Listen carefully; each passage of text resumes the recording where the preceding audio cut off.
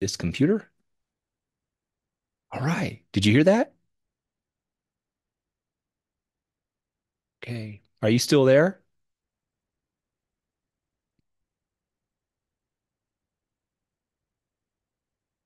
Oh, My permission to there be we go. recorded. So did you hear something saying recording in progress? I did not know. All right, cool. It looks like I got it. It says it's I've recording. got a message on the screen saying that my internet was unstable. So Oh, uh, okay. I don't know what the problem there might be. Let me Yeah, looks like it hung up on just the a little bit Wi-Fi there. sign in podcast. Uh, So it looks like we're recording now, which is good on our end. So if you can hear everything fine, then I think we're all set. yeah, is Kevin going to be with us? He just joined, as a matter of fact. So he must have sensed Hello, that you summoned Kevin. him. Hey, Lucky, how are you Kevin. doing, man? How's it going? Still here. So You know how many times I heard that during COVID when we were working on this thing? Every time I call. I love it. that awesome. So where are you guys calling in from? Lucky, where are you located? I'm in Dallas. Ah, you're in Dallas. And Kevin, how about yourself? I'm in Wilmington, North Carolina. All right, fantastic. And so I'm in Denver, Colorado, and Ryan will be calling in shortly. I believe he's coming in from Tulsa, Oklahoma. But Kevin, I had a chance to. So just so you know, Kevin, we're recording right now. I Okay. generally like to record right from the start because a lot of the early banter ends up being about as good. Sometimes you can capture little things as you do when you go into the actual interview part. But I had a chance to look at the books that you've written, and you've written some amazing books. Most of them seem to be centered around more the modern warfighters. Is this your first attempt at writing a book on someone from World War II? No, it's my second, but it's my best one. All right. And how did you and Lucky, how did the two of you meet? And then what was your path toward writing a book together? Lucky gave an interview, a Q&A interview with the Military Times, where he laid out and it was question and answer. So I read this Q&A, and it Lucky tells bits of his story, and it was such a really good story that I started digging around looking for what's the book that this prompted this Q&A. And there was no book. So then I spent a lot of time tracking Lucky down, and I called him out of the blue and said, "Hey, where's your book?" And he said, "I don't have one yet." And I said like 60 days of begging him to let me write this book, and then he decided he was going to give me that honor, and so that's how it happened. It's a fantastic book. Lucky, how do you think it turned out? Are you pretty happy with the result? I'm extremely happy with it, Tony, because I think I was very lucky and fortunate to have Kevin cross my path. He did call me out of the blue. I was unfamiliar with his writing and told him so, and said, "Well, I'm not sure at all that." Uh, Even though, with all due respect, I just don't know you and I don't know your writing style. So I'd be interested to see how you write and what you've written. And he was good enough to send me some copies of some of his works. And I read those and I was duly impressed. And I said, "Well, it looks like you have never written anything about the air wars. All of your writing has been about the ground troops and what takes place in wartime on the ground." And he said, "No, I haven't, but I'm a quick learner, and I would love to explore the subject with you." And I was amazed at the degree of research that he put into his writing for me. And what he didn't mention to you, that just as we reached an agreement as to how we would collaborate, uh, the COVID hit and the pandemic hit. And he said, well, we can't really get together physically, even though we've never met personally, but we can do this over the phone. So that was the manner in which this book was produced, purely by phone interviews almost daily, where he would probe my memory of then 70 odd years to try and pull up and pull back into uh, my recollections, uh, some of the things that I went through and how I felt about them at the time. And it was something of a cathartic exercise for me because I had not spoken about it even to my family for 50 years. Oh, wow. And it wasn't until I got on the lecture circuit and was invited to address groups that I really became interested and uh, in recording and documenting uh, many of the things that historians had missed about the Bloody Hundredth bomb group. It was an unusual outfit, as the docuseries is now proving, and that's one of the reasons why I guess Tom Hanks and Steven Spielberg chose that to focus on as a microcosm of the Eighth Air Force as it was during World War II, because this was only one of the 39 heavy bomber groups that comprised the Eighth Air Force in 42 to document that, and we're indeed honored and flattered that the 100th was chosen. But I am interested, of course, in seeing the entire series. We're about halfway through it at this juncture, and I am quite curious about whether or not they have uh, uncovered some of the things that I'm particularly interested in the public knowing about that were unusual in this group that did not happen to other groups. Well, so just really quick, my co-host Ryan Fairfield just joined the call. Ryan, this is Kevin and Lucky.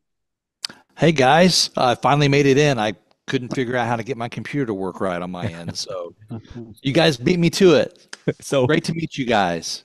so we're recording right now, Ryan. I decided to just let tape rip early on. Yeah. And Kevin, I thought what we could do is we'll just kind of let Lucky roll. And if you could, at any point where you feel appropriate, jump in to maybe amplify a point or add some things to it. I have some questions for you as well, but we would appreciate, both of you guys, kind of sharing a narrative with us. I'd like to start. Well, you've already started, Lucky. What sort of things do you hope Masters of the Air captures that you're looking for in upcoming episodes? Well, of course, the main thing is accuracy, reporting and uh, documenting facts and not fiction. The unfortunate part that I have discovered is that oftentimes people who write or who film about the war, who weren't even born then, uh, form opinions and from their research or their understanding of what went on, may or may not have gotten it right. But once it gets published in any form, it's gospel. Yeah. And it's very difficult to dissuade the public then from knowing what the actual facts might have been.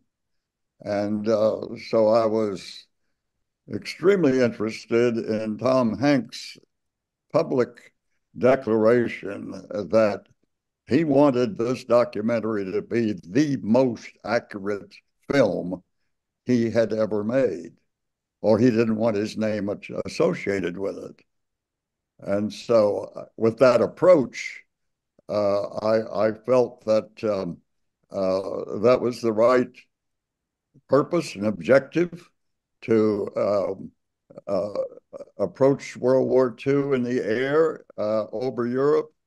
And if he followed through with that, and his screenwriters and filmmakers did likewise, that it would be a really an historic depiction of the air war and some of the things that we endured in being part of it. And of course, I'm one of the few who's still remaining that can voice what it was like, and realizing full well that there are a couple of things that film cannot duplicate. And one was the bitter and utter freezing cold that we had to endure in unpressurized aircraft at high altitude in broad daylight, being shot at for hours on end. You can't really depict that in film.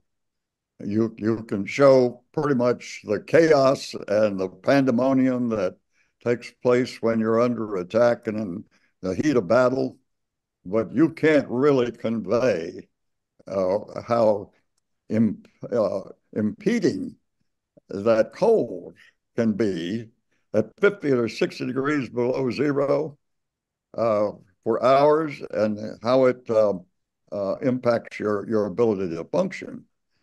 And also, another thing that you can't really depict is the sheer terror of being shot at.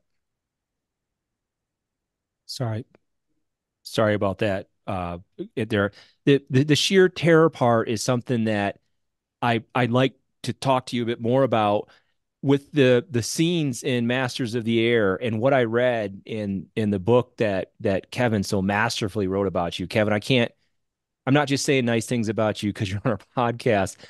I think I read your book, and I have a day job. This isn't all I do. I think I read your book in a day and a half. And it's not like a little tiny book. It's a proper book. It was so well written. Do you think uh can do I refer to you as John, Mr. Luckadoo, Lucky? What do you prefer? Lucky, Lucky, good. damn lucky. I was hoping you're going to say that. I wanted to call you Lucky so bad. All right. So, Lucky, do you think Masters of the Air up to this point, as much as you can in film, has captured some of the confusion and terror and battle that I read? I read Kevin write down your accounts of in his book. Undoubtedly, it is doing, I think, a a very creditable job of uh, giving the public some real semblance of what it was like to be in a heavy bomber um, in those days. Um, it isn't a pleasant thing to recall, and I haven't appreciated uh, actually having to be to remember it. But Kevin was an excellent interviewer, and he probed my memory and prompted me to really reach deeply inside and try to pull back some of the things I tried to push down and forget for so many years, because they were so unpleasant. And that was a closed chapter in my life, and I wanted to forget it, not to remember it, but to recall it and to put it in form that it would be digestible or understandable by at least to some degree by the public was uh, quite an exercise and a revelation to me to go through. So this is for Kevin. You had a chance to interview Lucky and try to get as detailed of an account as you of his memories as you could. I think you've done a great job.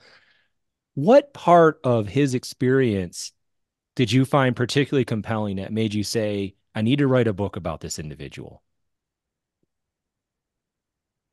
Lucky and I talked a lot early on about trying to put a human face on this air war. And I think it's something that if you read the reviews of Masters of the Air, that they struggle with a little bit, is that connection between the enemy and the characters and the people that are in these airplanes. I think so much of the air war is so, it's a sexy part. The planes are cool looking, but we don't get to the heart of it. And I think what Lucky and I tried to do from the beginning was put you in the seat with him, give you a chance to experience it. And I think the thing that Lucky and I talked a lot about, and I think that's what gives the reader a chance to really experience it, is the cold.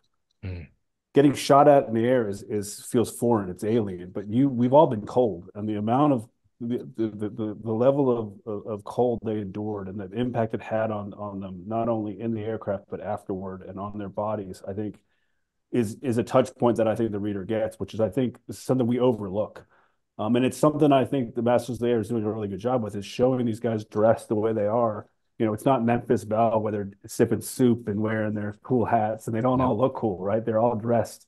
And Lucky and I talked for hours about cold and about how, because he's injured, his feet are injured on one mission, and that stays with you. So, to me, I think Lucky does such a good job of bringing this all to life, and having him there to say to him, I think initially some of these questions he thought probably were crazy, but to be able to call him up and say, "Hey, when this happened to you, what did that smell like, or what was that like, or what does that feel like, or what does the rhythm of the controls feel like when you're doing that?" To be able to for him to articulate that was huge.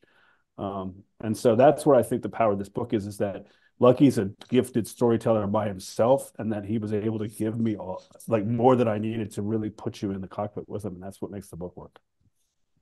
I've been listed. I watched Masters of the Air. I've been listening to the podcast. Lucky was mentioned in last week's episode of the podcast as a resource, as someone who Donald Miller and others reached out to at certain times during production to ask specific questions of. Kevin and Lucky, were both of you kind of a resource for Masters of the Air? Were you able to work with the producers in any way outside of what I heard on the podcast, where they'd give Lucky a call once in a while? Tony, I was interviewed, I think, a total of 5 times since 2013, 11 years ago when they began the production. And they told me from the outset that I wasn't going to be in the movie because I was 21 years old then. They were going to have 21-year-old actors impersonate us. And I said, well, I didn't expect to be in the movie, but I just want to be sure that the facts are displayed properly and are revealed. And so it was just really startling to realize that they hadn't called upon me any more than they did. I thought, well, all things being equal, I'm one of the only few sources You were there. Yeah. that was actually there and did that and could verify or quantify what it is you're trying to do. And they didn't choose to do that, so that was their choice. Well, I know on the podcast they were effusive in their praise for your recollection and how available you were. I mean, did you ever think at this point in your life that there'd be big time movie producers calling you up and there'd be this huge movie series being made about your time in the bomb group? I mean, is this kind of a strange moment for you? Oh, absolutely. uh, I suddenly realized I was an accidental part of history, Yeah. and that what I had experienced was something that was going to be exploited and explored and demonstrated to a degree that the public would be able to access it. And uh, so, um, yeah, it's been an exercise in in humility in one respect, and another in um, sheer interest in making sure, as well as I could, what the actual facts were and not have them fictionalized. We had some colorful characters, as is being demonstrated in the series, in the group, and they're much more saleable and much more um, interesting than I was. I was just sticking my nose to the grindstone and doing the job that I had been sent over there to do to the best of my ability. And it uh, was really quite a traumatic event when I finally finished my missions and suddenly didn't have a job. I was Yeah. out of work. Yeah. And I said, well, for crying out loud, put me to work. Let me fly again. Let me uh, translate my experiences to the replacements they're coming over, because I went over with the original group when it first got to England. And so when I finished up, the war was just less than half over. And I thought that I had a great deal more to contribute than just sitting on the sidelines or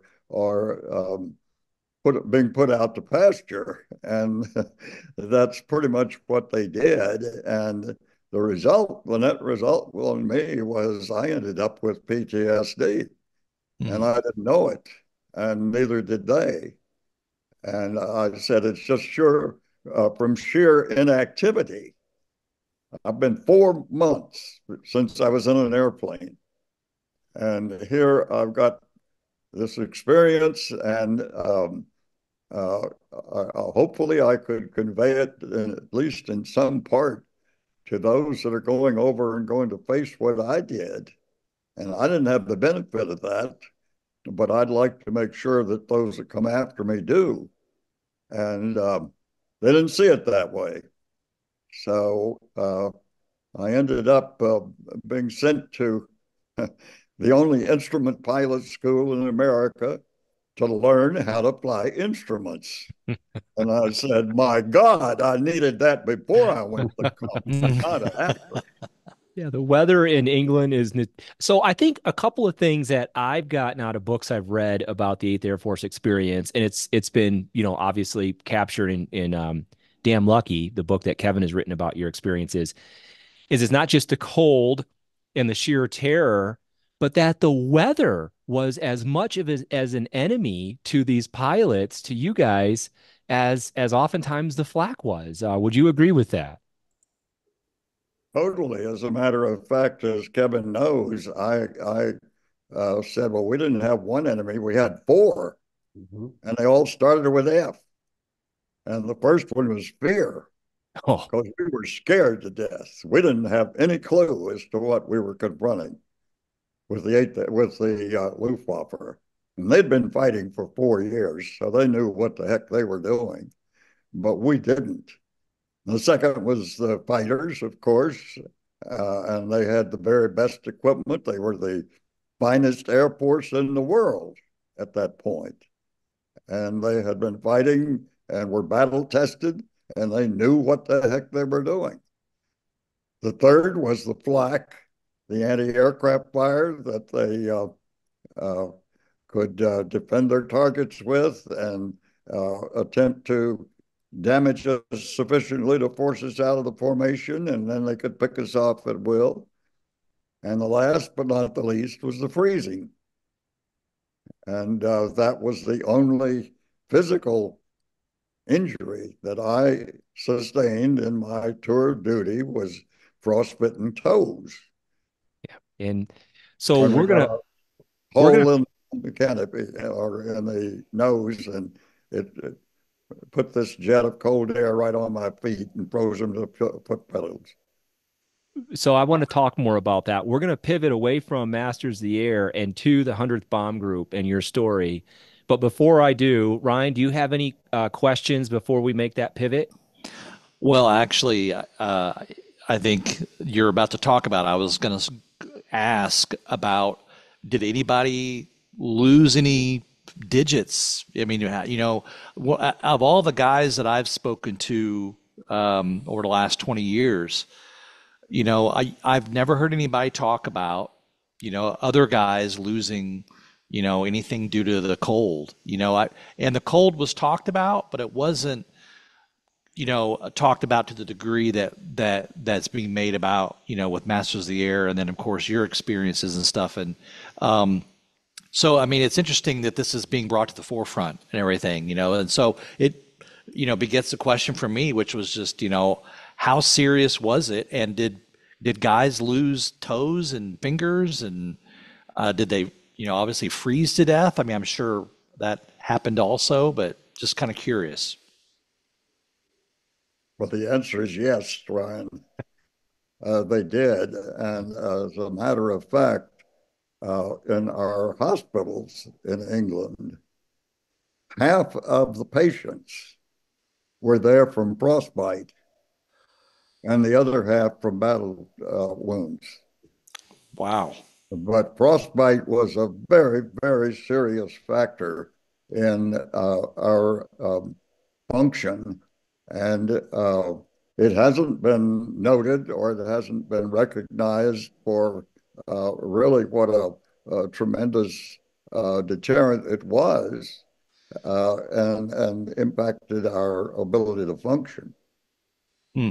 So could you explain to our audience how you got frostbite? What happened on that day?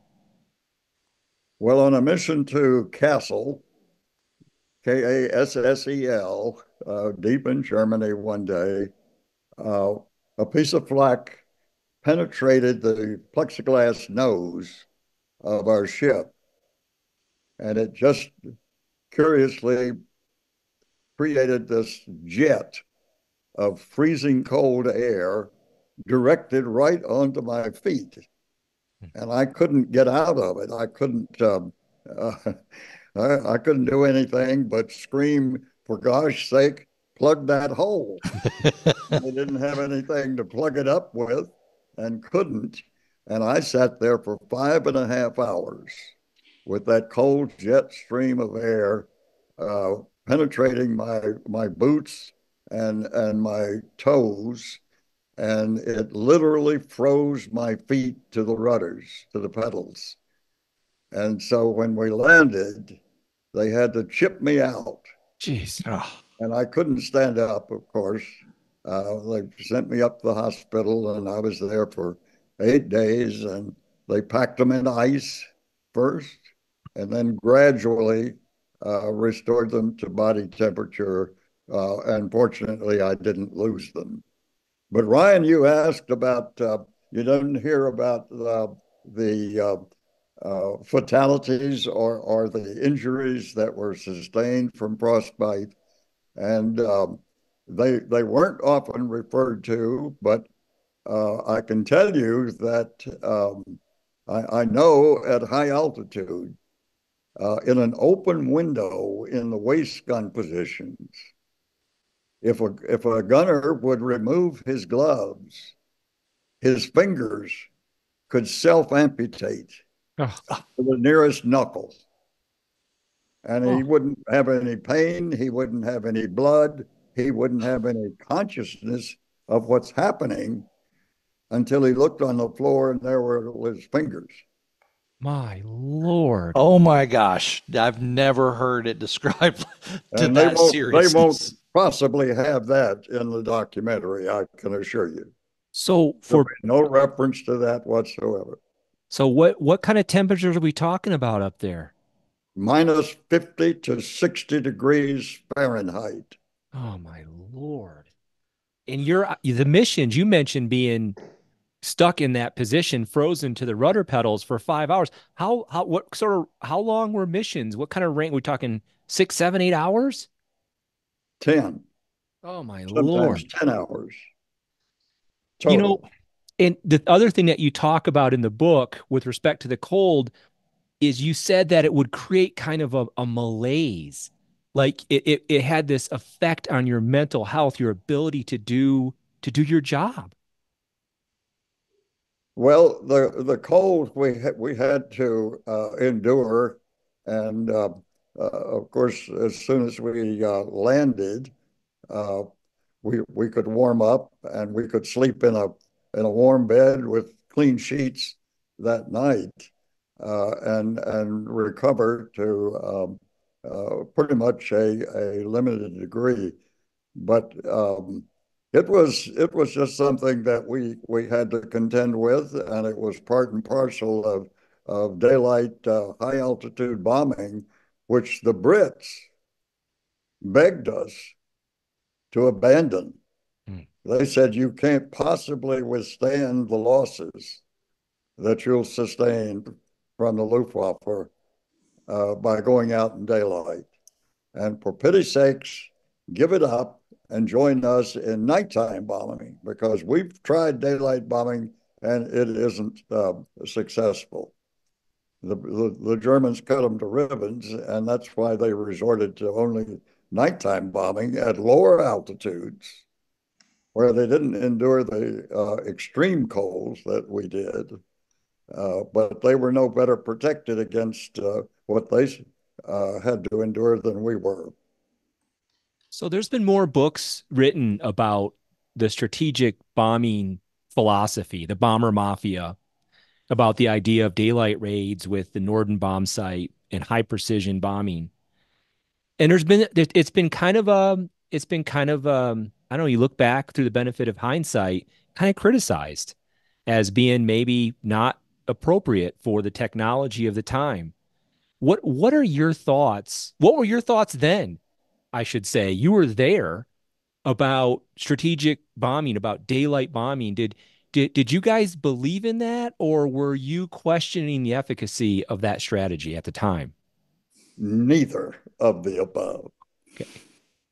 We were merely ordered to go out and fly these daylight missions as guinea pigs to prove this strategy was superior to the British. We were totally unaware that the Brits objected strongly to our doing that. As airmen, we didn't have a clue that that kind of debate was going on at the highest levels, all the way up to Prime Minister Churchill and President Roosevelt and Sir Arthur Harris, Bomber Harris, the head of the RAF bomber force, said, well, we have attempted daylight bombing and have proven that it is not feasible because the Germans have air superiority over all of Europe.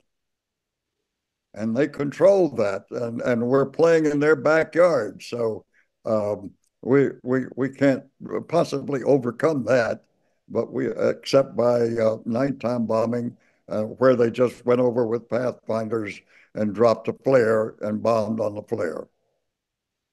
And so let's go back in time a little bit.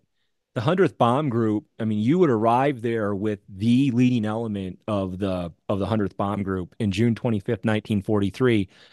But before that, you were being trained as a co-pilot, and you what I really love about the book, outside of the descriptions of your experiences and the way they take me there, is you have some grievances.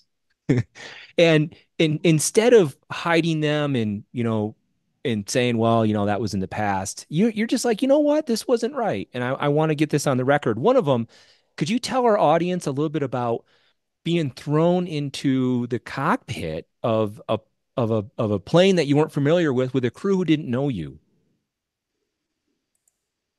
Well, Tony, that was something that I would be very curious to see if there's even any reference to it Yep. in the docuseries, because this did not happen in any other group in the 8th Air Force. But upon graduation from flying school, they took 40 of us from my class in Valdosta, Georgia, me included, and immediately sent us to Kearney, Nebraska to join the 100th Bomb Group, who had already been through pre-combat training for 4 months. We had never been in a B-17 before. Mm. They pulled all of the co-pilots out, gave them new crews, and sent them to other groups and sent them overseas and stuck us in the right seat. We didn't have any training as co-pilots. The only training I got before I went to battle was from my pilot. Mm. And let me say forthrightly, he was not very forthcoming. Yeah. Yeah.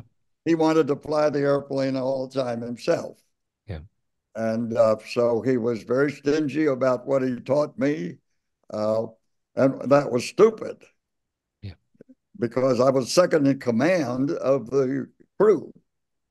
If he became incapacitated, I had to take over. Not only fly the ship, but also control the crew. 9 other men. Yeah. Their lives were on my shoulders immediately. And so this was totally unfair. And why in the world they chose the 100 Bomb Group to do this, and whether it was just an experiment or whether it was an accident or whether it was intentional, doesn't make any difference. But it was so unfair, not only to the individuals, but to the unit, because you were supposed to function as a team, just like a squad in the infantry or any other small group in the military. And we didn't have any opportunity to do that. Mm. Also, it created a lot of animosity in some crews, mine included, about somebody who didn't have any experience being suddenly thrust in that position and replacing somebody that they loved. Yeah. I mean, that was their best friend. Yeah. The co-pilot was the best friend of the pilot, of the navigator and the bombardier. So they proceeded to make my life hell and try to force me to resign or quit. And Lord knows what they have gotten in my place, but this was their sophomoric way of admitting their dismay at what had taken place. And they did everything in their power to make life uncomfortable for me. And then I don't know whether you're familiar or not, but when we get to Newfoundland on our way over to combat, the pilot of my crew, we had to await a favorable tailwind or we couldn't make it all the way to Scotland. And so as we were sitting there, he goes over one night across the base and shacks up with a WAAF, a British gal who and ends up with a raging case of VD in the hospital. Oh my God. And so our crew, this crew, number 25, had to sit in Newfoundland for 2 weeks waiting for him to be dosed up with sulfa. That's all they had to treat it with then. And then when he's finally released, he'd been bedridden for 2 weeks. He couldn't stand up. We had to load him in the airplane.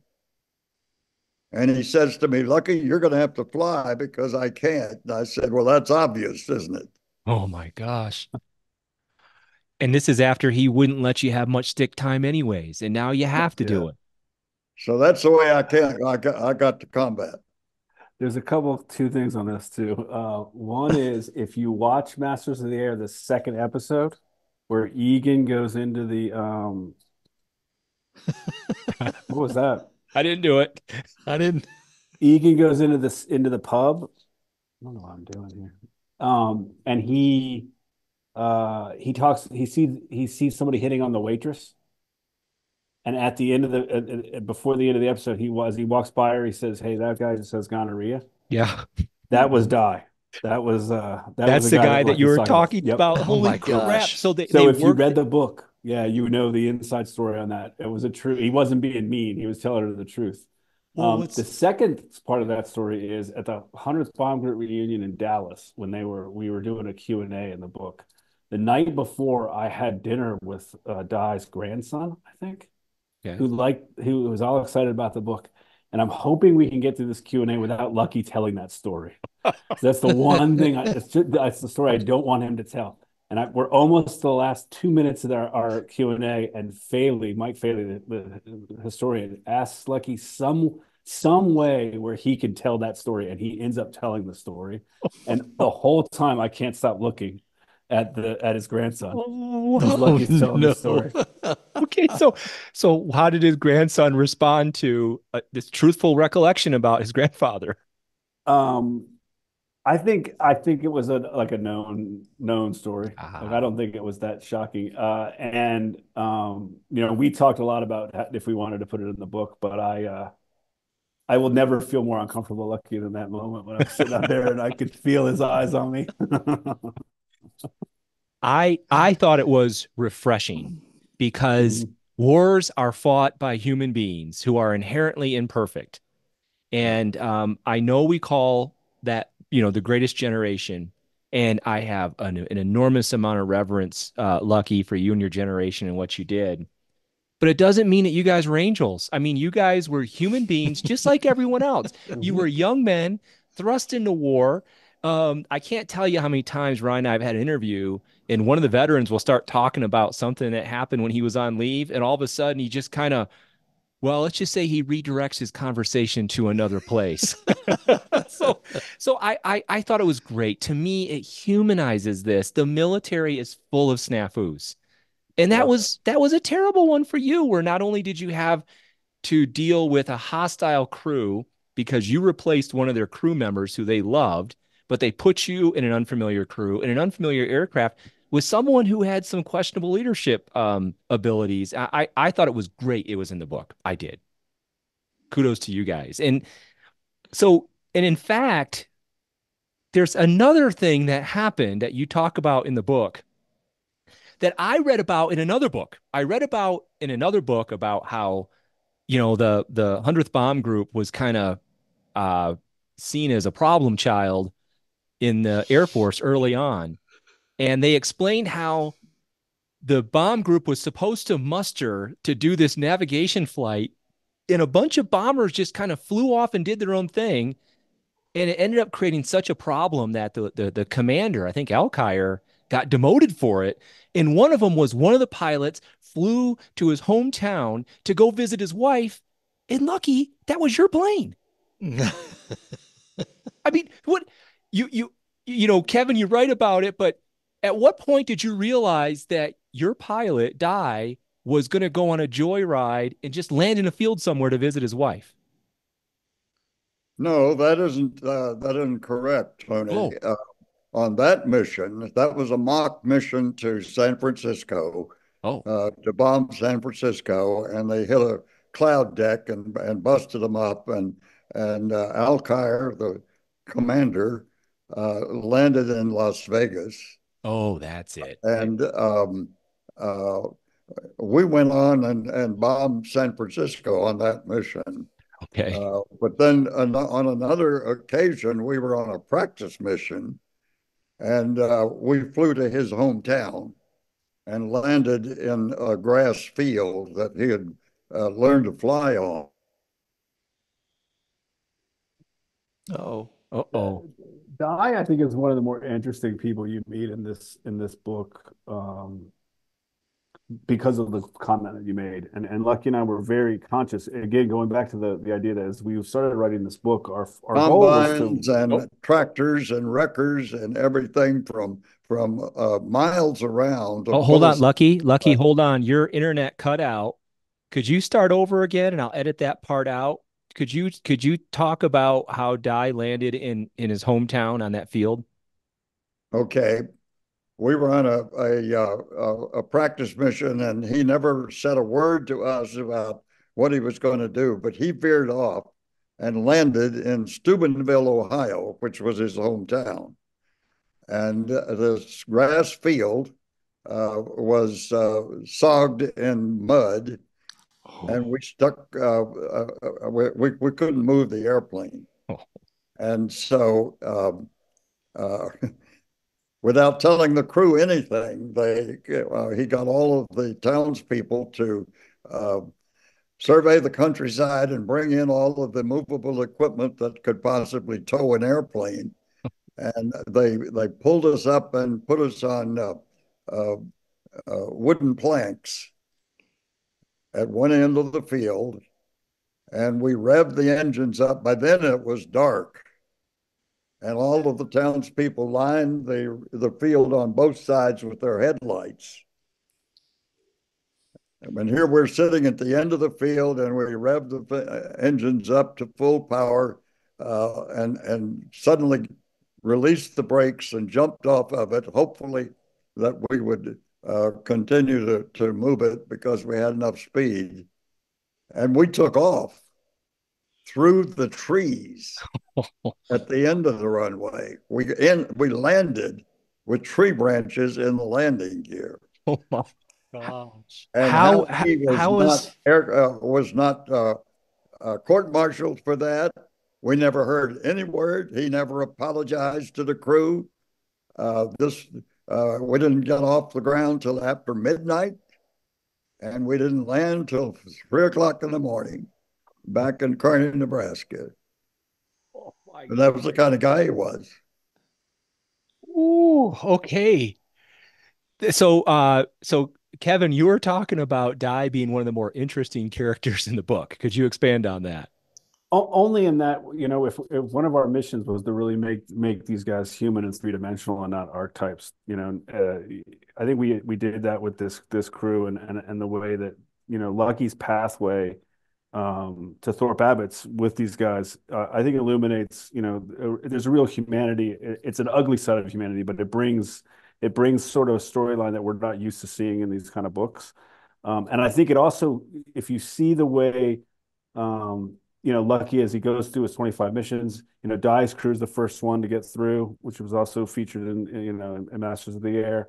And the fact that it leads him to being, the command pilot in Bremen, and the heroic actions he does over Bremen to save the low squadron.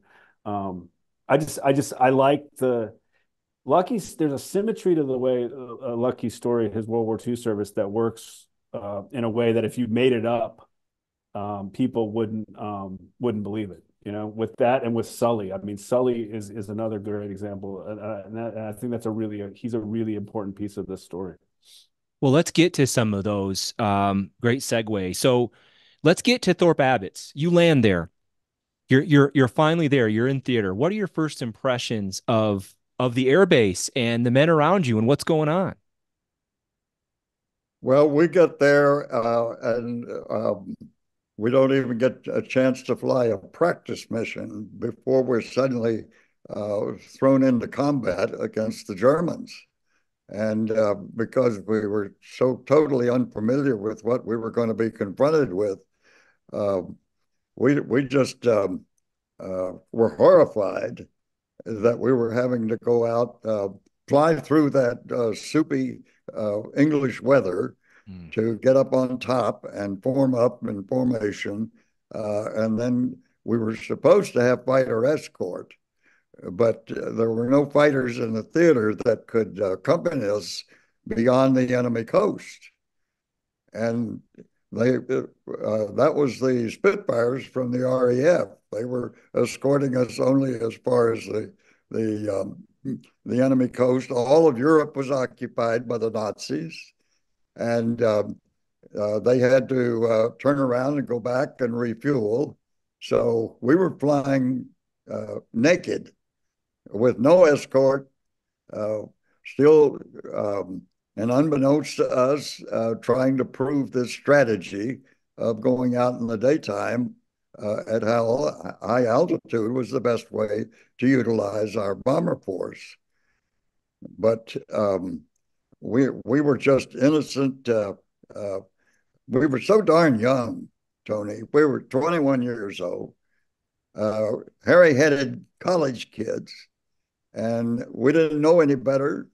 Uh, we were, of course, in the military. You're ordered to not do or die, but not question why. And to get your butt in that airplane and go out and do what your job is supposed to be for the day. And I get asked frequently, well, you come back all shot up and barely make it home, and how in the world do you psych yourself up to get back in the airplane the next day? And I have to say, I don't really know. You know, one of the things that I've heard other B-17 pilots talk about is the sheer fear and that you have flying in formation. You know, from the moment of takeoff, where planes are spiraling up and gathering up with fully loaded, you know, contingents of bombs, payloads of bombs, and then of course there's the weather that's involved that adds another layer of complexity and terror to it. What were some of the more memorable or frightening moments that you had flying in formation?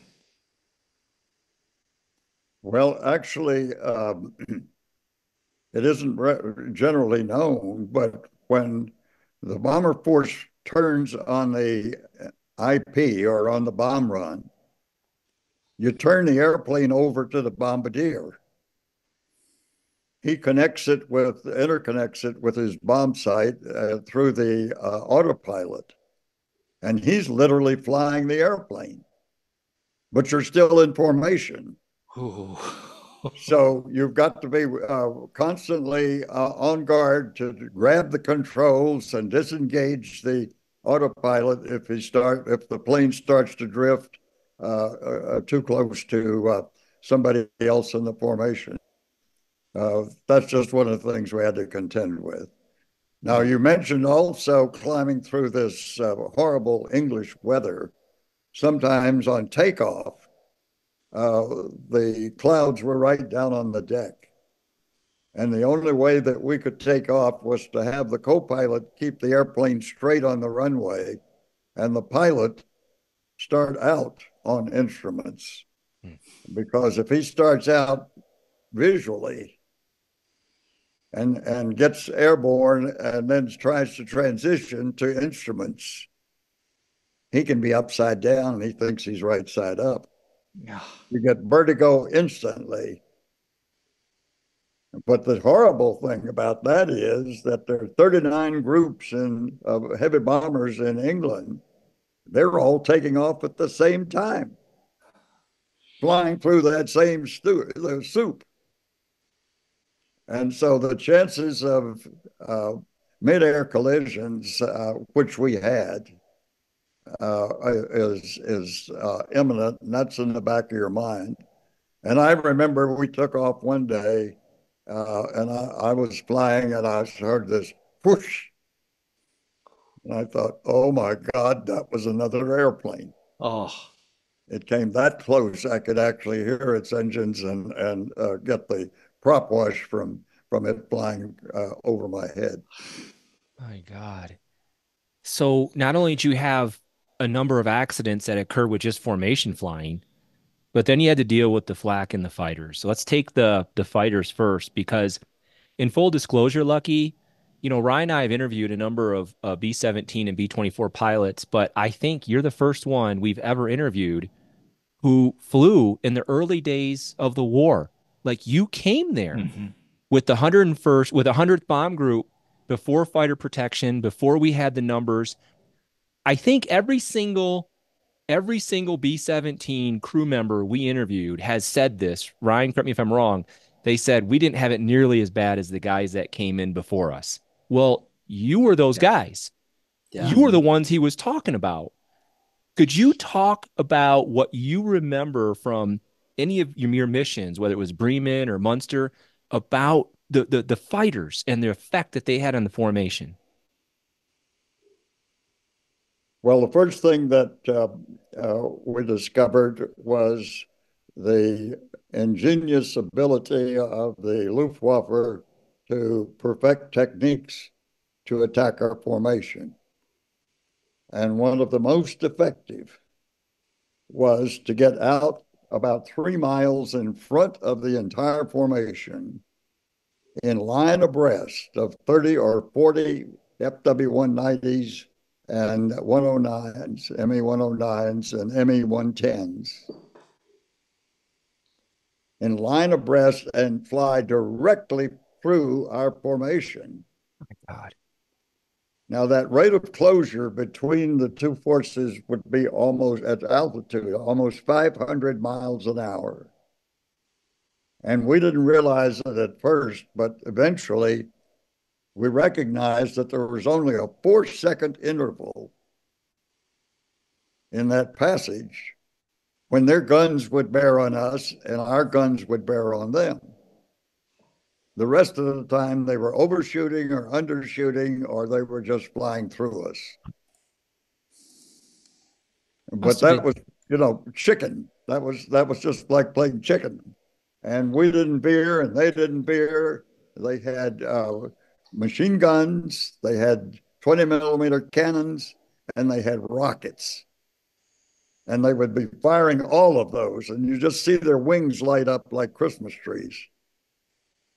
But you'd see that out of the corner of your eye because you were concentrating on flying formation. But you couldn't take any evasive action, or you couldn't do anything but just sit there and hope that they didn't ram you. What effect would the rockets and the cannons have on a bomber formation? Well, they really had a devastating effect on us, and so much so that what happened was that the upper turret could only come down to parallel to the flight path, and the ball turret could only come up to the same point. But it left that void, that window, that slot in between. And that's what they hope to get in and be able to come through our formation with. Of course, we appealed immediately to Boeing to give us some forward aimed guns, and that's eventually resulted in the Model G airplane.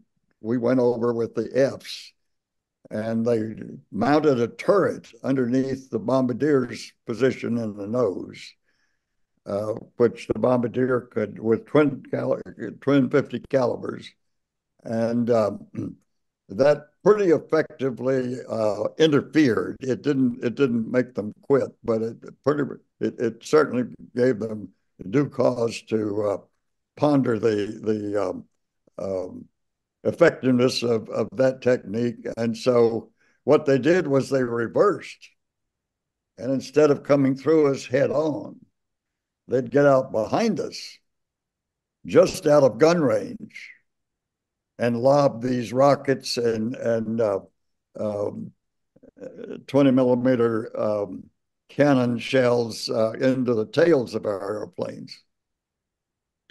Well, let's segue to that, because another one of your grievances in the book is they made you be a tail gunner. Could you tell our audience what in the heck that was about?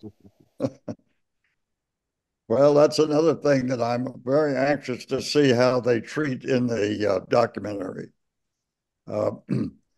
We adopted a standing operating procedure that when your crew led the formation, the co-pilot was replaced by a command pilot to command the entire formation. The co-pilot then was designated to go back and fly the tail gun position, Jeez. ostensibly as a fire control officer for the entire formation to the rear. Well, I'd never fired a 50 caliber in my life. Oh. And our crew led the formation, and I was bumped to the tail. And I got back there and I said, "What am I doing? What am I supposed to do?" Well, the gunners loaded the guns for me and showed me how to aim it and that sort of thing. And he said, "Just aim and shoot." Well, It's that easy, isn't it? It's aerial just that gunnery easy. it involves a lot more than just aiming and shooting. It does. And what I didn't know was that on 50 caliber machine guns, you're only supposed to fire in short 3-second bursts, or else the heat from the bullets going through the barrel will burn out the barrel. Well, of course, we get under attack, and here are the airplanes coming in, and I just bear down on the triggers and burn out both barrels instantly. And the rest of the mission, I have to sit there like not on a log and report those planes going down and what's happening back there to the pilot and the command pilot. But I said, I'm not doing that again. Yeah.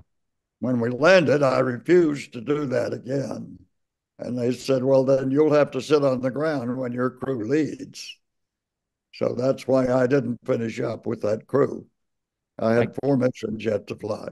I have to tell you, I agree with you. To me, it makes more sense to have the tail gunner stay where he is and to have the co-pilot miss his mission or do something else. I mean, I couldn't believe it when I read that in the book. And I really, this is another one of these things in the books where you had a grievance. And instead of just covering up, you're like, no, I'm addressing this. I didn't agree with it. And it made the book real. It made the book like, yeah, human beings fought this war.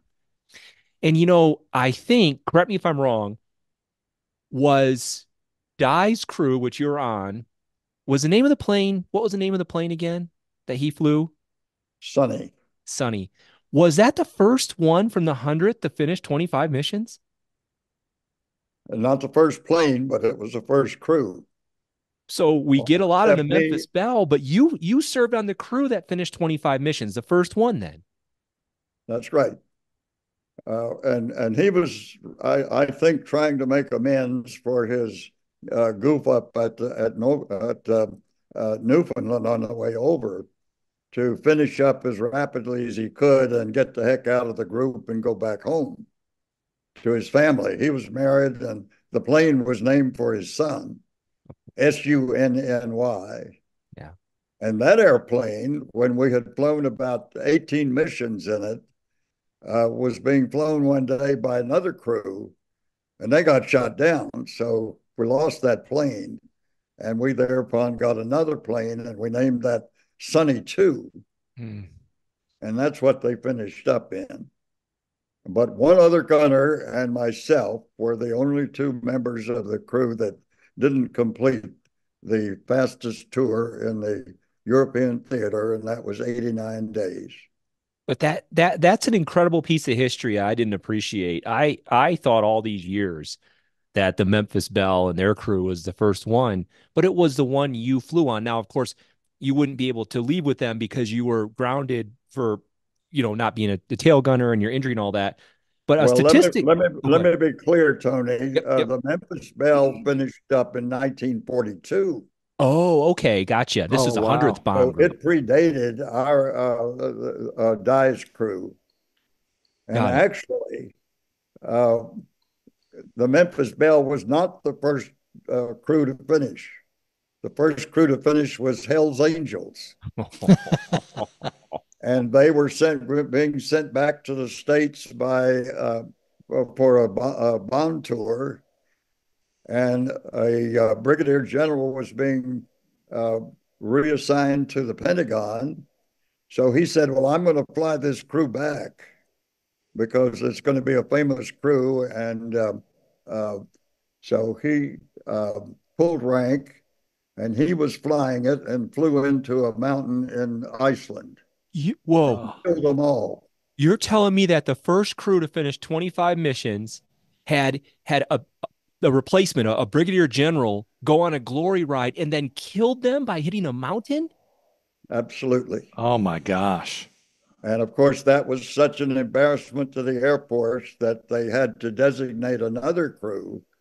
And the Memphis Belle was the second crew to finish, but they're the ones who did return to the States and made the bomb tour.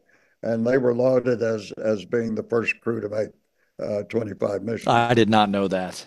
That is amazing. And this 25 mission mark, according to what's written in the book and other sources, this is pretty well established. In 1943, when you were flying, they say that people had less than a 25% chance of making it to 25 missions. I mean, when you're flying with these men and you're seeing the casualties, how soon did you realize that making the 25 mission mark was going to be really difficult, maybe impossible? Uh, very damn sure, soon. Soon, okay. It was perfectly obvious that with the losses we were sustaining, and I will tell you that out in the 100th Bomb Group, out of the original crews, only 14% survived. Unbelievable. Out of the 40 co-pilots that went to the group, 4 finished the tour. My God. I was one of the 4. I mean, So so as far as your odds are concerned and your mortality, you couldn't even think about it. You couldn't allow yourself the luxury of wallowing in self-pity and saying, oh, poor me, poor me. I've got a death sentence on my shoulders. Uh, and, you just had to concentrate on what you were doing and get the job done. and yet you had a bit of a crisis in the book. So you're from Tennessee, and a childhood friend of yours, Sullivan, you refer to him as Sully, when the Pearl Harbor was attacked, his mom signed off and off he went to war. He flew for the Canadian Air Force. And so he would be in the air war for a year or so before you join him. He would end up dying over there. And one of the things that is written in the book that I thought was amazing was you said there was a big difference between coming back from a mission and seeing the empty bunks. There's a difference between that and actually going to someone's funeral and seeing them buried in the ground. Could you talk about how that affected your outlook at that point?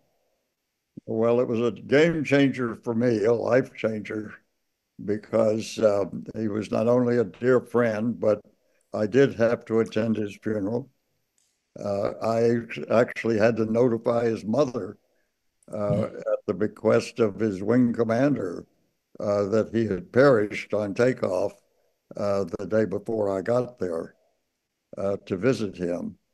And I've been back since, of course, to identify his grave site. And he is still buried in England. He's not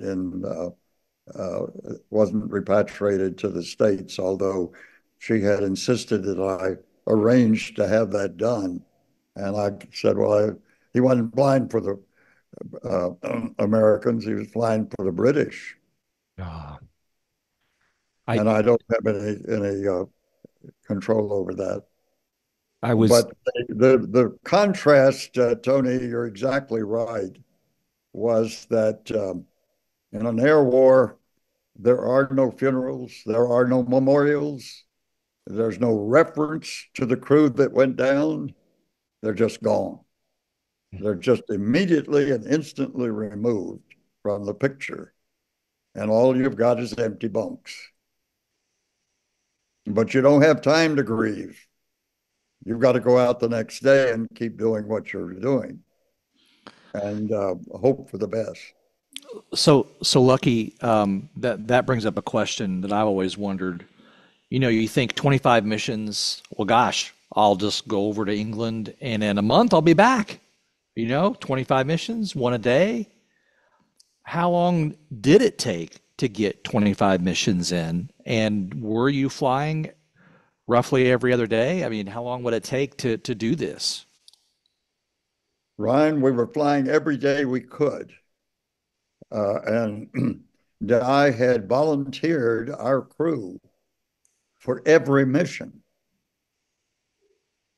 And we flew every mission out of the first 30 missions that the 100th Bomb Group flew. We flew 23. Wow. And the only time we didn't fly was when our airplane wasn't flyable or one of the crew was sick or something of that sort, but or the weather. The weather did dictate in some instances whether or not the mission would be recalled or scrubbed. But we were flying as much as we possibly could. And that's why he finished so quickly. Now, he finished in 89 days, and that was the fastest that was ever done. But I still had 4 missions to fly when they finished up, and it took me longer to fly those 4 than it did the first 21.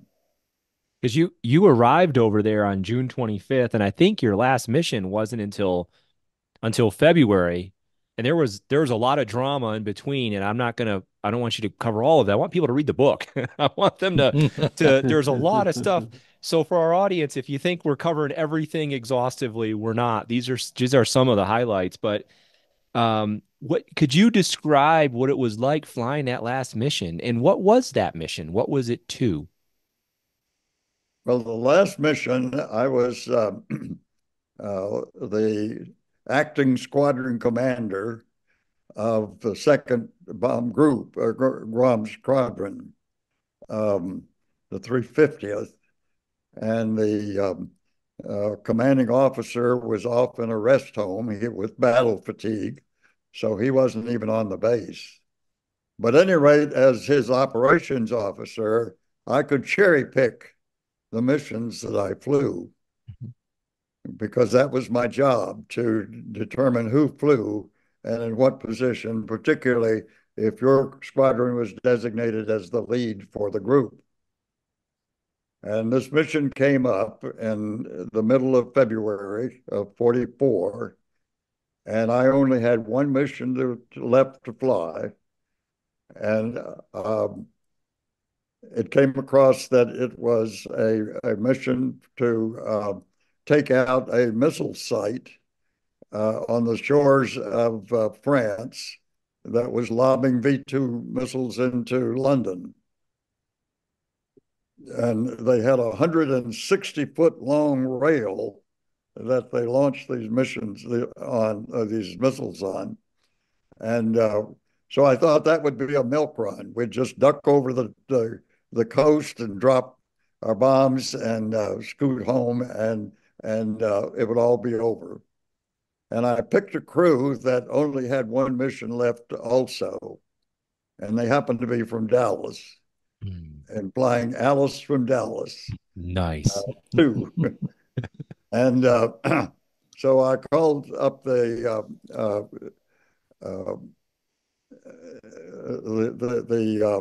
pilot and said, Bill,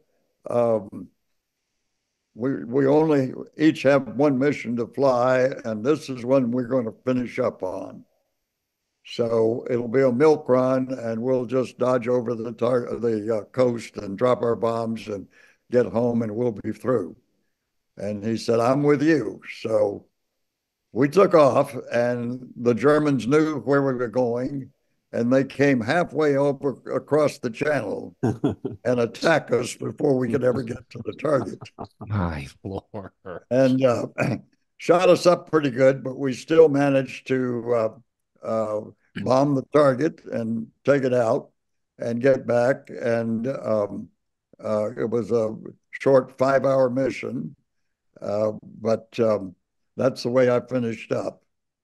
So what's interesting is that was on February the 13th, 1944. 2 days ago, that was exactly 80 years to the day that that mission took place. Yeah. Correct.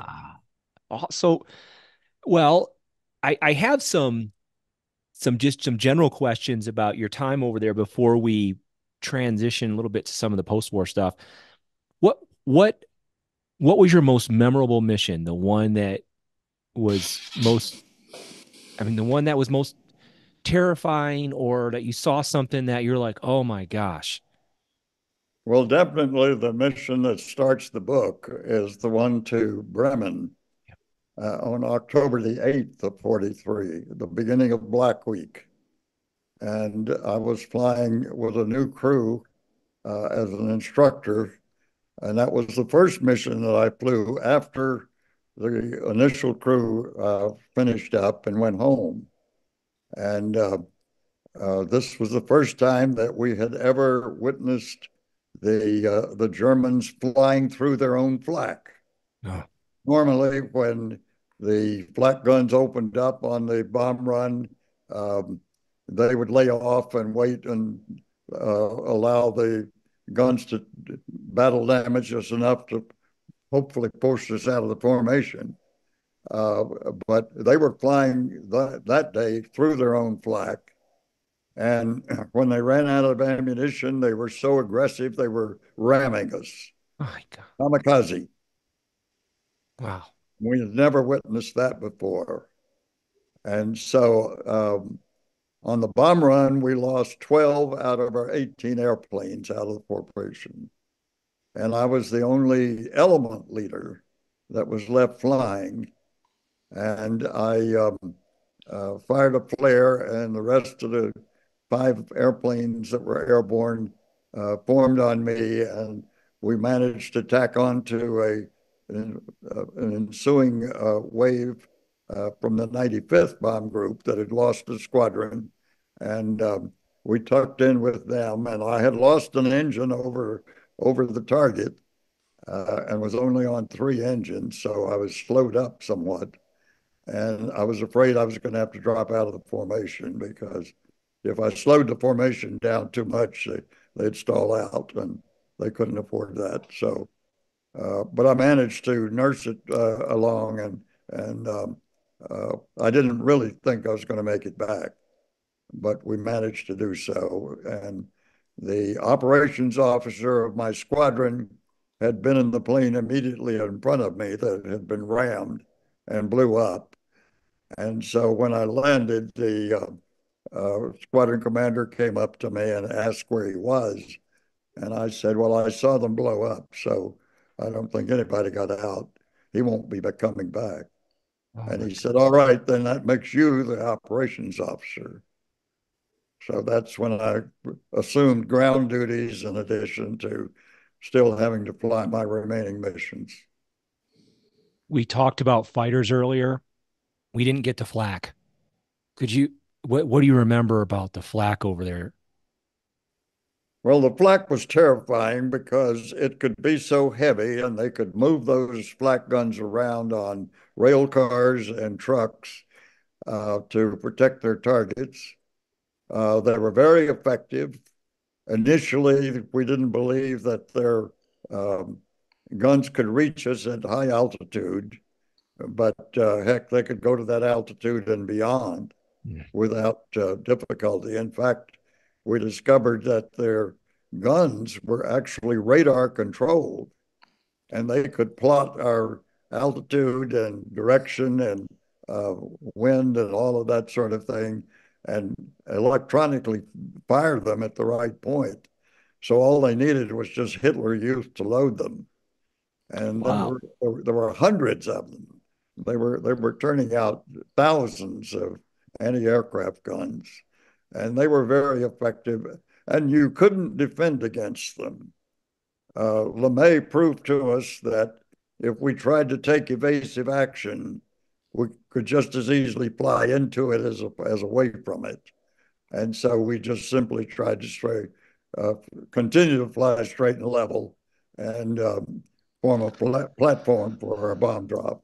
Not to mention the risk that evasive action would add in mid-air collisions, you know? Well, in formation, you can't take much evasive action anyway, but a good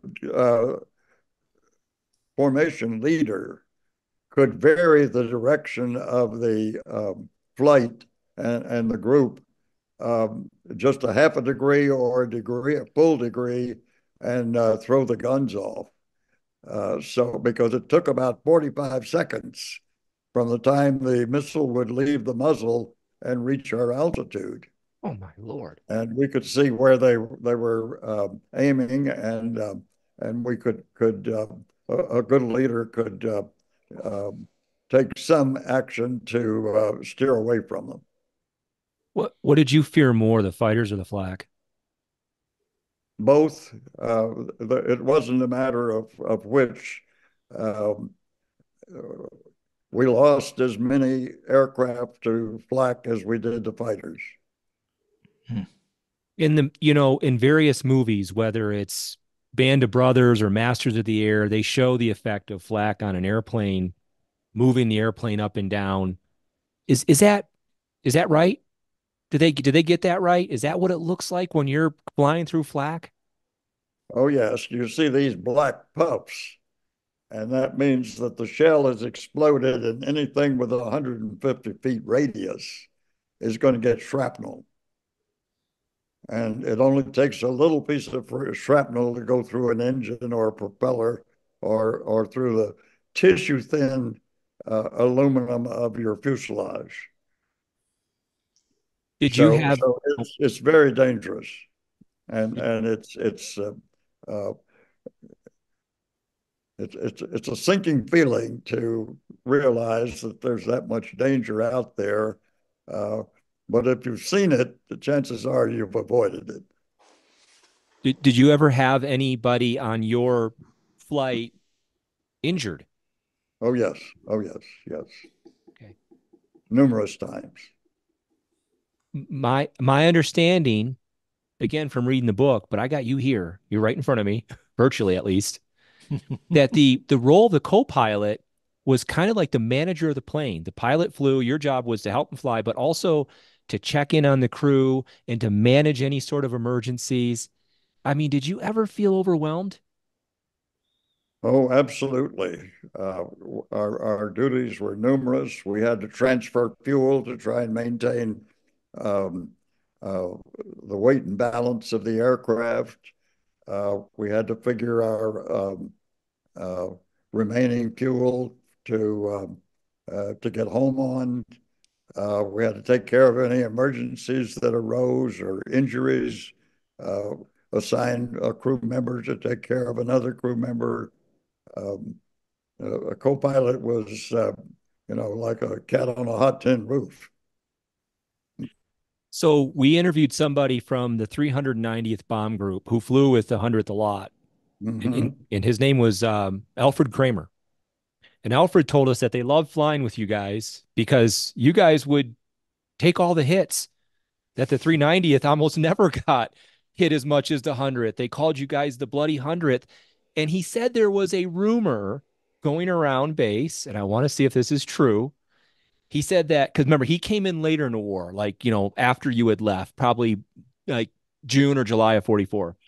He said the rumor was earlier in the war, the 100th Bomb Group, someone had the idea of dropping their wheels when under attack, which was supposed to be some universal sign of we give up, we're going to land. And when the German fighters came in to escort them, they shot the German fighters down, and it created this really vitriol between the Germans and the 100th Bomb Group. Is that BS?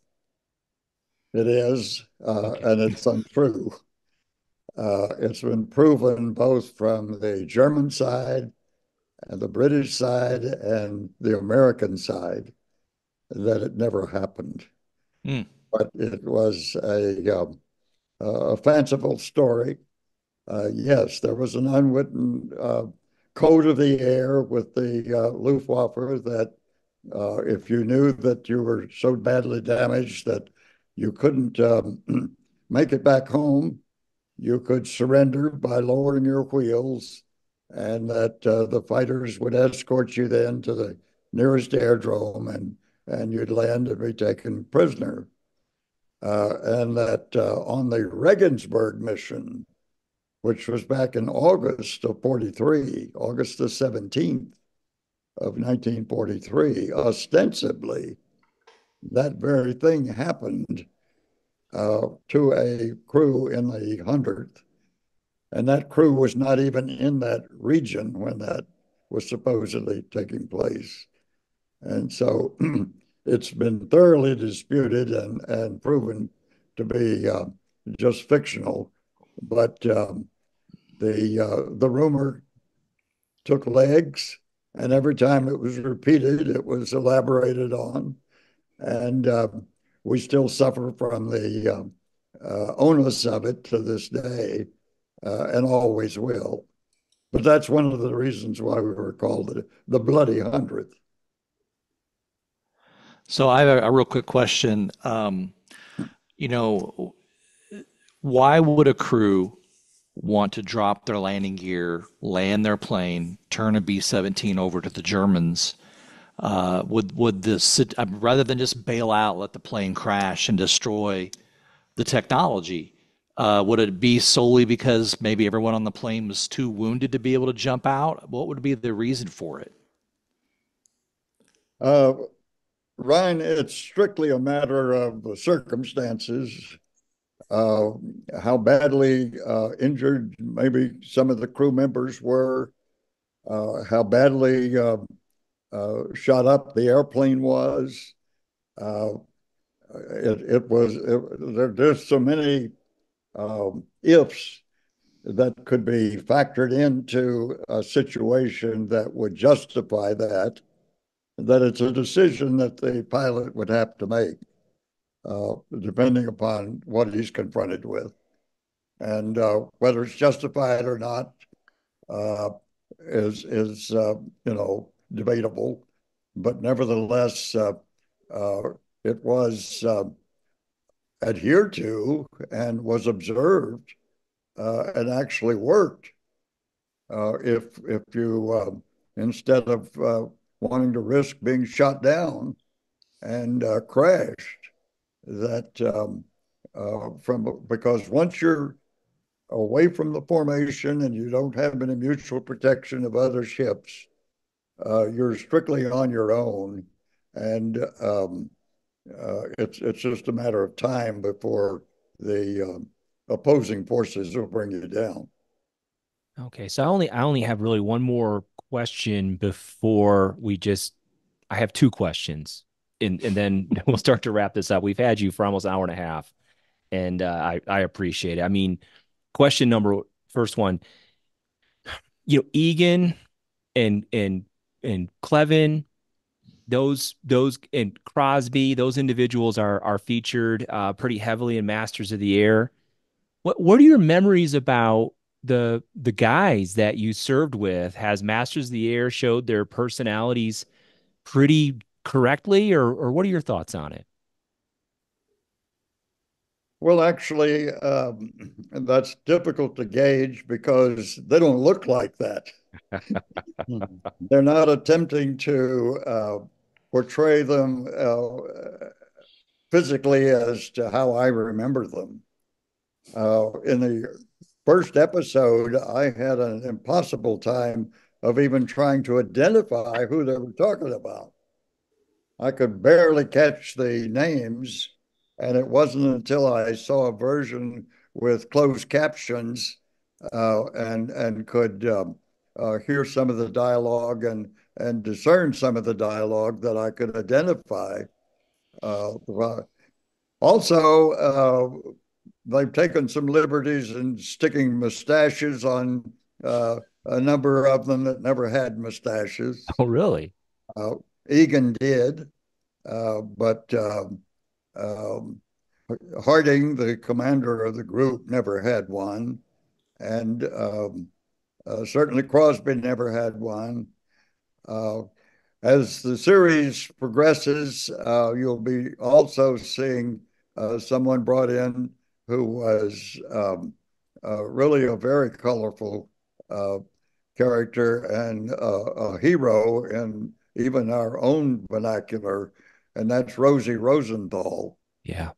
And Rosie will be portrayed in later episodes. They will also be showing, uh, I'm told, quite a bit about the prisoner of war camp, the Luftwaffe 3, which I had no familiarity with, fortunately, at all. And so that will be all new to me. But the the personalities, I know I was called from London one day by the British actor who was portraying Glenn Dye, my pilot. Oh. And he said, would you please let me know what his personality was? Uh-oh. And I said, you really want to know? And he said, yeah, because, better we understand the individual's personality, the better we will be able to impersonate them. So I said, okay, if you're sitting down, here goes.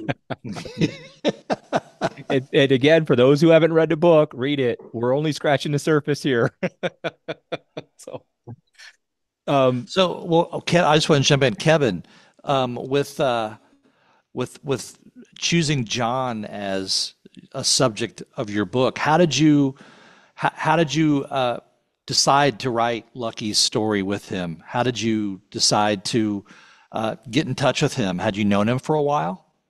No, no. I got he did a Q&A in the Military Times, and he did such a good job telling his story that it was begging for a book. So when I tracked him down, I asked him about the book, realized that there wasn't a book, and we were able to collaborate on it that way. So, and it was an opportunity to write a book with firsthand account. I grew up as a reporter, so for me, having that ability to interview and firsthand account is gold. It's really helpful. what is your Well, background, Kevin? Oh, sorry, Ryan. I was just going to say thank you for helping Lucky write his story. I'm so glad that you were able to capture his firsthand experiences. So just kudos. I had the easy part. I didn't have to do any of it. I just had to No, get it no, on no, no, paper. no, no, no, no, no. Um, There's details in this book that are amazing. What's your background? You've written books like No Easy Day and The Lines of Kandahar. I've heard of these. So what's your background? I started as a reporter, covered the military in North Carolina. So I was one of those embedded reporters that you heard about in Iraq, and I've been going back ever since. And so, for me, there's something about writing about conflict. I'm mostly interested in the guys that have to do the missions, which is why Yeah. Lucky's story was so great. Is that I'm not as interested in the generals as I am to the guy that's forced to carry out what the general thinks is a good idea. So the ethos for the Warrior Next Door is exactly that. That's why we call it the Warrior Next Door, right? There's all Mhm. kinds of books on MacArthur and Eisenhower, but the people that were there are the ones most intriguing to us. So you've had a chance to write in depth about more of the modern warfare warfighter, and now you've had a chance to write a couple books on World War II. Obviously, this one on Lucky. Could you compare and contrast maybe the experiences between what you've learned about Lucky's generation and how they fought a war and what we're seeing in some of the books you've written most recently?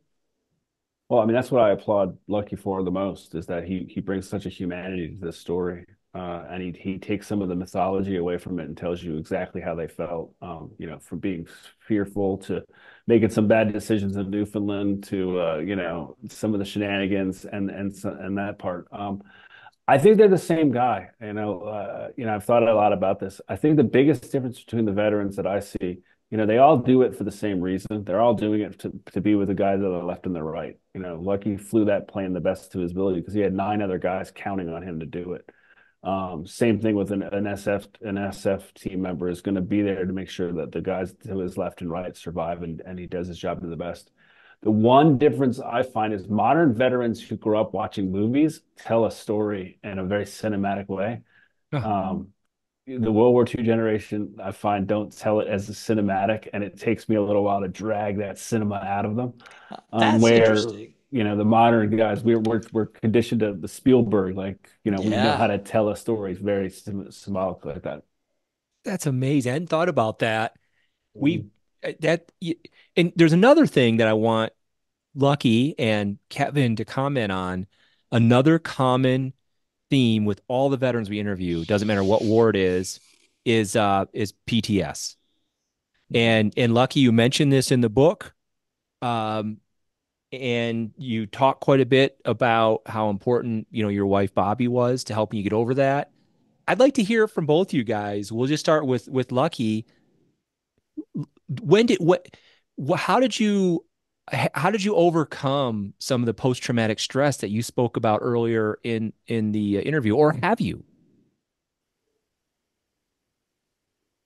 Well, I think the only way that I overcame it was by meeting my bride, my ultimate bride, who was intelligent enough to recognize uh, where I didn't, that I was suffering from malaise and combat fatigue. And fortunately, she was intuitive enough to know how to handle it and handle me. And instead of my uh, sinking further and further and deeper into the morass of that kind of mental anguish, um, she knew how to pull me out of it, and she did. And I'm just so thankful and grateful that uh, she crossed my path, and I had her to for 71 years to counsel me and guide me and encourage me to pull myself up by my bootstraps and get with the program. Did you ever talk to her about these experiences? Did she ever ask you about them? Did talking about it help? Not really. No, no, not about the experiences. What she really counseled me on, or we talked about more, was the future and our future together, and how I could grasp opportunities that came my way and uh, learn to say no to those that weren't beneficial. Yeah, and again, for our audience, please read the book. Bobby is an amazing person, an ambassador's daughter, a well-educated, well-traveled person. You're blessed to have her. Um, I'm sorry she passed away, and Thank you.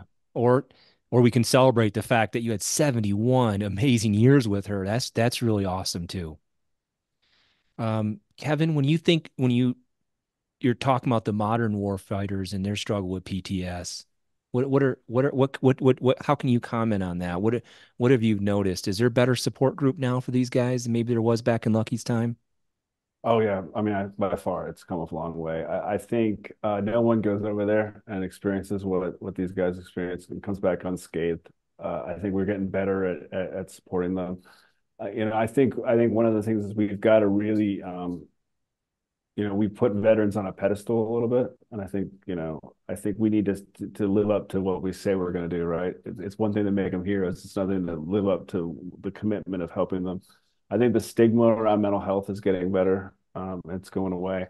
Um, but I think you just have to, it's patience. I think we got to just understand you don't go over there and come back the same guy. I think the reason why that I've been lucky is that being able to synthesize what I did every day and write news stories about it and report it out, I think helped me quite a bit deal with what we were dealing with and seeing. I'm not sure that outlet's always there for the soldiers, and so I think giving them that space to find their outlet is big. And sometimes these books help. One of the things that I talk a lot about when I do these kind of interviews with guys, and Lucky and I had the same conversation, is that I'm going to dig and dig to get this story out of you. And it's going to bring some stuff back. And so, sometimes it's cathartic, sometimes it's not, but it is a symptom of what happens when they go back and have to relive this. It's an important topic for Ryan and I. to address PTS. We do all the time on our podcast. It's mentioned all the time.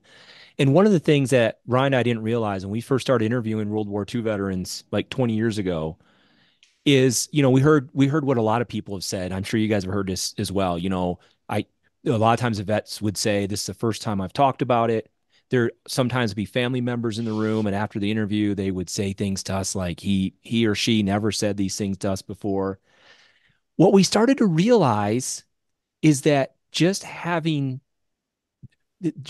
someone that they could talk to about it was a big deal. A lot of the veterans oftentimes didn't get help until they were in their 70s or 80s, and then they would go to the VA to talk about it. Um, Kevin, you mentioned being able to write about it and talk to other people. Um, what about you, Lucky? You said that you really didn't start talking about it until 50 years after the war when you kind of went on a lecture circuit. Was that good medicine for you? Did that help you as well? Oh, I think it did. Yeah, Okay. I think it did help me. So, Ryan, I have one last question. Ryan, do you have any questions before we wrap this up? I guess the one thing I wanted to mention is Lucky. We have a mutual acquaintance. Remember, you have a friend named Randy Finfrock. Yes, I'm yes, friends with Randy myself here in Tulsa. I live in Tulsa, and and Tulsa. I texted him earlier and told him that we were going to be interviewing you today, and he said to say hi, and he'll be calling you shortly. And then he also mentioned that in just a month, actually a little over a month and a day, you will be 102. Yeah. Yeah. Correct. So I got to say, you're in fantastic shape. And if I can be as active and as vibrant as you are just 10 years from now, I will be very happy with myself. So, Hell, 10 years. I'm thinking now I can't remember things like he is. right. So, oh my God. I mean, I guess I have a question for both Kevin and you, Lucky. And Lucky, we'll start with you. Uh, when you think back at your time in the Eighth Air Force and being overseas, what sticks out after all this time? What are the sort of things that you remember the most? Well, I'm just extremely proud that fate had me join the Eighth Air Force and be a part of it. I'm proud to have served in the Eighth Air Force and still am finding ways and means to um, perpetuate the legend of it through the Mighty Eighth Museum in Savannah and through the various activities of the 100th Bomb Group Foundation. So for many years, I didn't join or participate in that sort of remembrance because there was nobody else that I knew that was still living. Yeah. Hmm.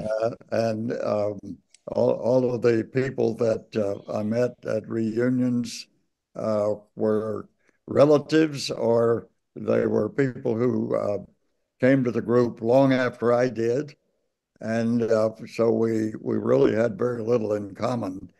And but now I realize the importance of relating these facts to successive generations as being significant for the freedoms that we all enjoy today, and that uh, it behooves us to remember the sacrifices, some the ultimate sacrifices that were made, so that they weren't made in vain.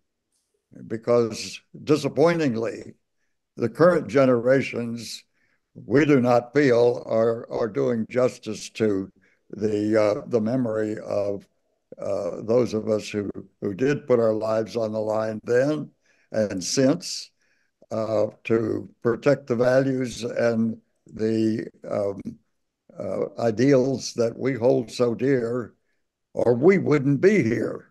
Yeah. None of us. Yeah. Very true. I agree. And we are currently being betrayed from within, Yeah. which You is a sadness that is very difficult for us to bear. Mm-hmm. you articulate that in the afterword in the book very clearly, and I thought that was courageous as well. The whole book is courageous. It really is. And Kevin, I think I'll end it, with any words from you. So you've had a chance to get to know Lucky. You've connected when we wrote this book. I've already commented multiple times about how real it is. I mean, it's gritty, I guess you say. What do you hope when you were writing this book and making it available? What were you hoping the message would be? What did you want to share with people? I don't know. I don't work that way. I was just hoping he'd like it, to be honest. Uh, at the end of the day, though, I think our intent from the beginning was to put a human face, to give readers a chance to experience the air war in a way that they may not have experienced before, to try to get out of the excitement of the planes and get into the sacrifice of the men. And I hope that we got there, and I hope that people take away a deeper understanding of what it took to climb into those cockpits and to do the things they had to do in order to secure the victory. I think you achieved that in spades. Ryan, do you have any last comments before we give these guys their time back? Lucky, were you ever interviewed for the Library of Congress Veterans History Project? Uh, Not the library. I worked for the Library of Congress in recording for the blind for 35 years, Okay. but I never recorded my history for the archives of the library. Hmm. I Well, have I done mean, so for the National War Museum in New Orleans, hmm. and those are in the archives, but not for the Library of Congress. Okay. Well, I mean, it's great. We've got your book as obviously a very detailed testament to your whole story, and I'm glad to hear that you were interviewed for the National World War II Museum. So, I just wanted to make sure that it was documented somewhere and it's covered. So we're all good. Thank you. Yeah. Well, I think that's, I mean, okay, I'm not going to lie. I've got a million other questions, but you guys are in the Eastern time zone. I'm in the Mountain time zone. I've got 2 hours on you. You guys must be getting tired. You must be getting hungry. So I'm going to let you go. But I mean, Lucky, if we wanted to reach out to you and just ask you some questions about stuff, would you be okay with that? If you can get me.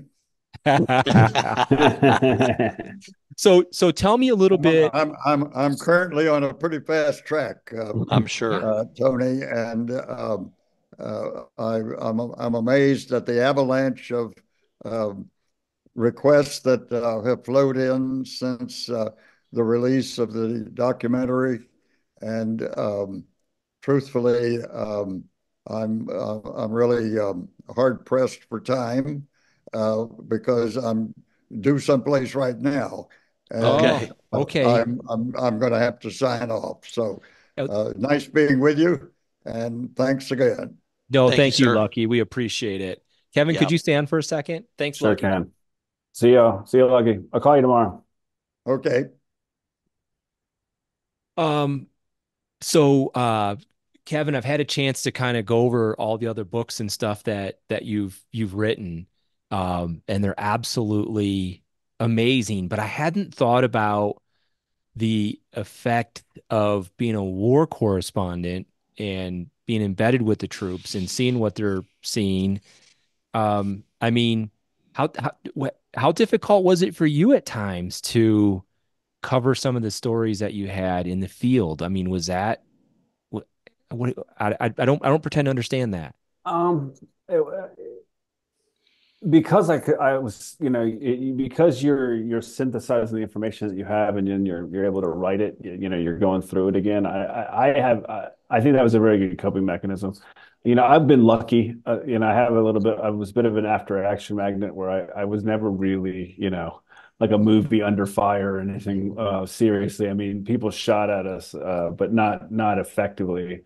Um, so, I mean, I've been lucky in that front. I mean, you see some things, but for me, I always had a really good photographer with me who, we had that good support network. And I think, spending those evenings after you're going out, or spending the next day after you've been out on a mission or something, and writing a story and going through it again, and seeing it that way, I think has helped.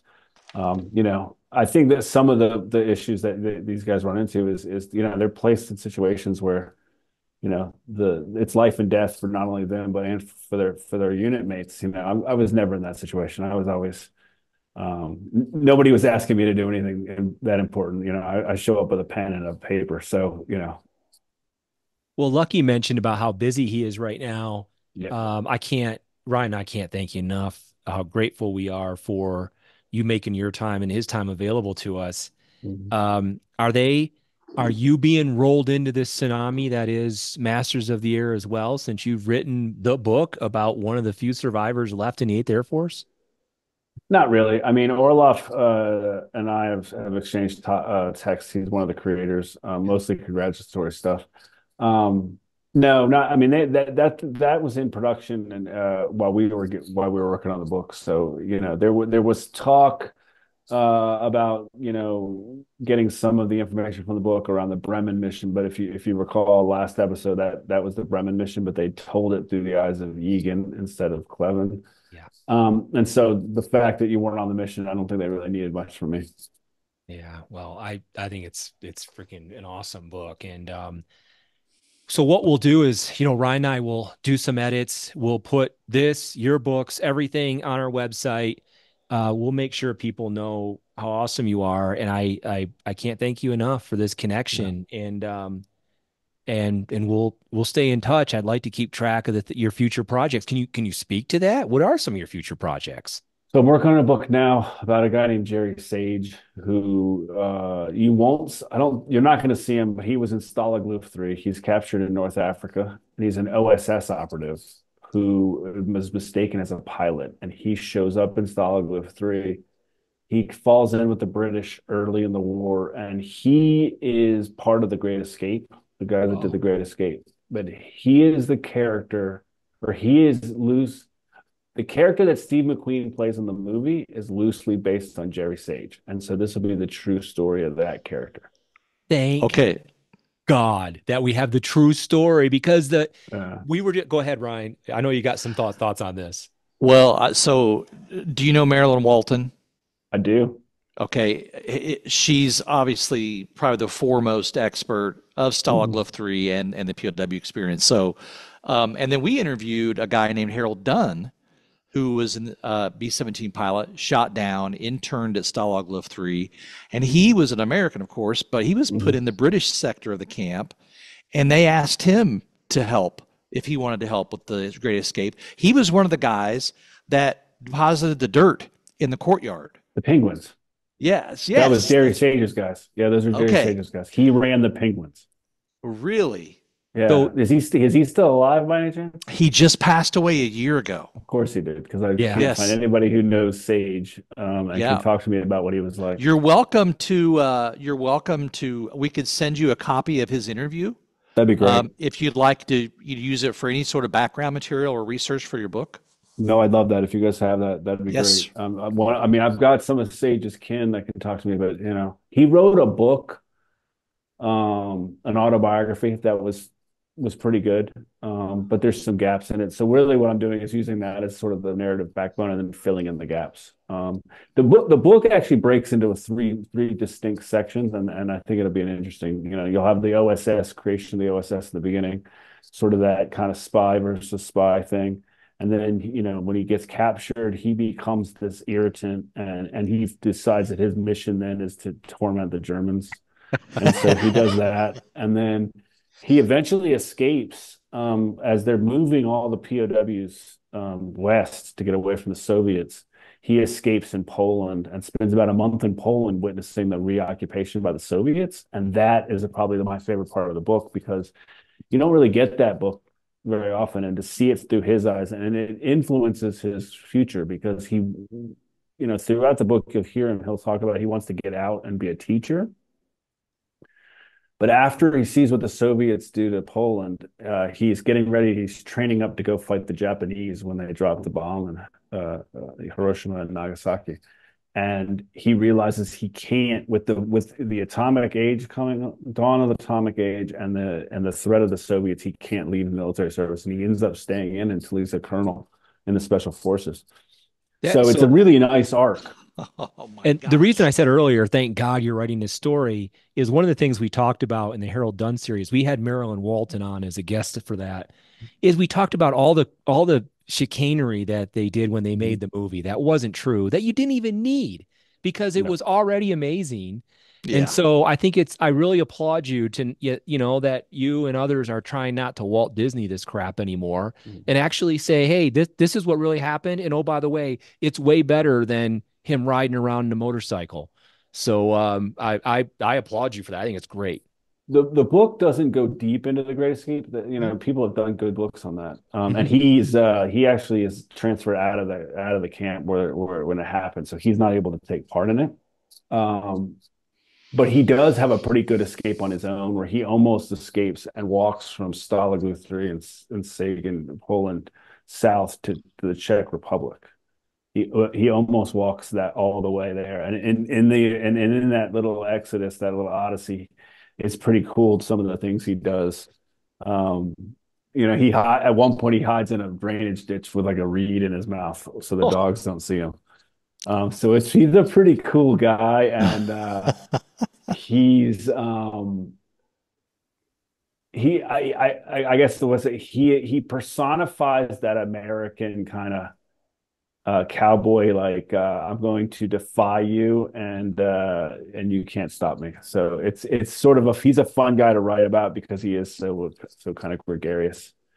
so I don't. I'll leave you with this. Early on, there's an anthropologist who ends up pioneering the manure bombs that the OSS used to spread all over the road to slow down the German advance. No. And he's teamed up with Jerry Sage, and he describes Jerry Sage as an Achilles-like character. He Oh, feels like he's this like super warrior who who is like bigger than life, and so but he's a different guy by the end of the book, which was what makes the book an entry point. It makes him human, because if you read a lot of what they write about Jerry Sage right after the war, he takes on this bigger persona. They make him into a bigger hero. Not that he isn't, but it's almost fictional, where the reality of the guy that ends up becoming a teacher in South Carolina is, I think, a much more interesting character, much more interesting amen. person. And I had a chance to interview someone from the OSS named Al Johnson. Actually, there's pictures of him on the one internet. He was on a part of the OG teams that landed in France to Mhm. secure a dam, and then later in basically China.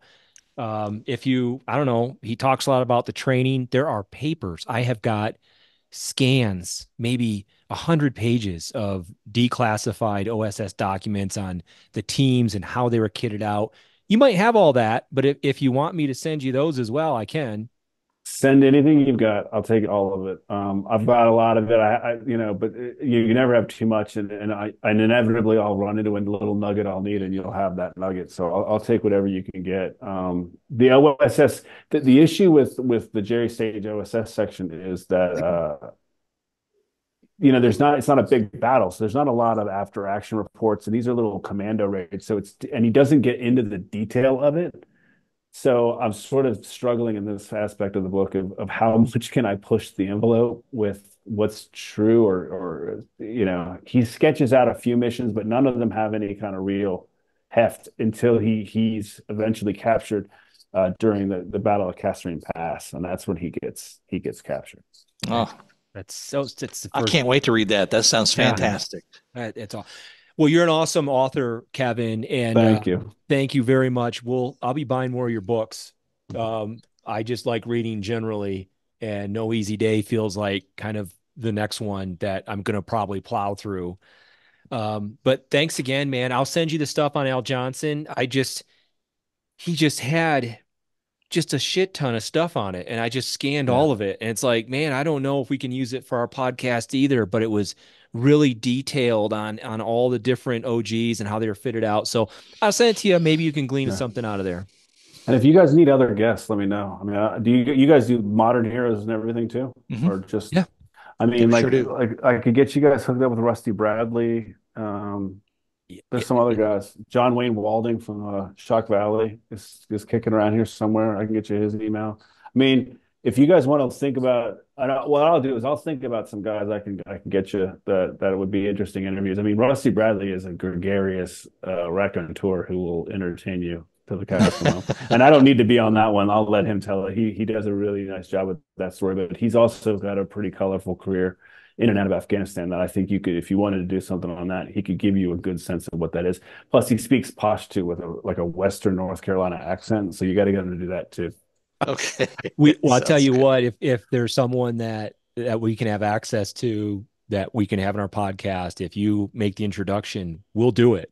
We will do it. Yeah. I'll work on that tomorrow for you. Yeah, that'd be good. All right. Thank you so much. All right, Kevin. Well, hey, man, enjoy the rest of your evening. And it was great getting to know you a little bit. Thanks for your time today.